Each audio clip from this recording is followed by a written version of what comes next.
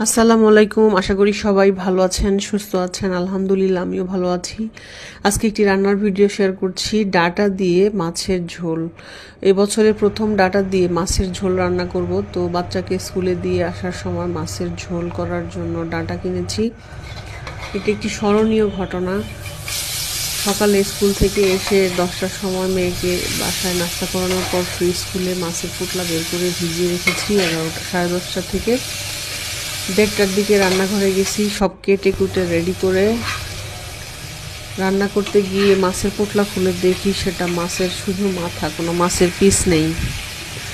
তারপর আবারও মাছ ভিজাইলাম, আরেকটা মাছের পোটলা ভিজিয়ে। তো 1:30টার সময় যেহেতু মাছ রান্না করতে পারলাম না, সো মনে হলো যে আর মাছ রান্না এখন হচ্ছে না, আমরা এটা সন্ধ্যাবেলায় বা বিকেলে রান্না করব।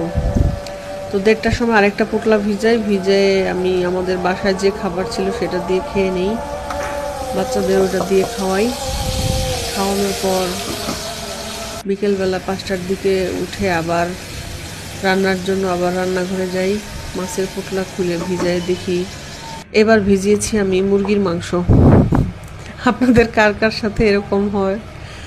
আমি কাঁদবো না হাসবো খুঁজে পাই না, তাই বলতে চাই যে কোনো কাজ করার আগে অবশ্যই চেক করে জেনে তারপর করা উচিত। শুধুমাত্র অন্ধের মতো ভরসা করে কোনো কাজ করা উচিত নয়, না হলে আমার মতো এরকম বিপদে পড়বেন। আমি শুধু চেক করে পোটলাটা না দেখার কারণে সময়ের যেমন অপচয় হলো, তেমনই আমার কষ্টটাও বেড়ে গেল। আবার তারপর মাছ ভিজিয়ে ইনস্ট্যান্টলি মাছের প্যাকেট খুলে দেখে চেক করে তারপরে আমি এনশিওর হয়ে তারপরে আমি আবার রান্না করতে এসেছি। যেটা আমার আরও 6 ঘন্টা আগে শেষ হওয়ার কথা, সেটা আমি 7 ঘন্টা পরে সেই কাজ করলাম। তো যাই হোক, একটা অভিজ্ঞতা শেয়ার করলাম।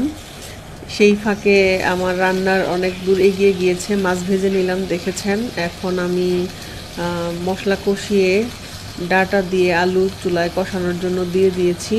এখানে ব্যবহার করেছি প্রথমে ফ্রাই প্যানে পেঁয়াজ মরিচ হালকা বাদামি রং করে, তারপরে যেভাবে ওই মশলা দিই সামান্য পানি মিশিয়ে জিরা বাটা পেঁয়াজ বাটা। সব সময় মানে এই রান্নাটার জন্য ডাটায় বেশি মশলা ঝাল বা বেশি মশলা দিলে ভালো লাগবে না খেতে, তাই আমি খুবই সামান্য পরিমাণ মশলা দিয়ে সুন্দর করে ডাটাটাকে আলুর সাথে মিশিয়ে কষিয়ে নিচ্ছি। মশলাটাকে খুব ভালো করে কষিয়েছি।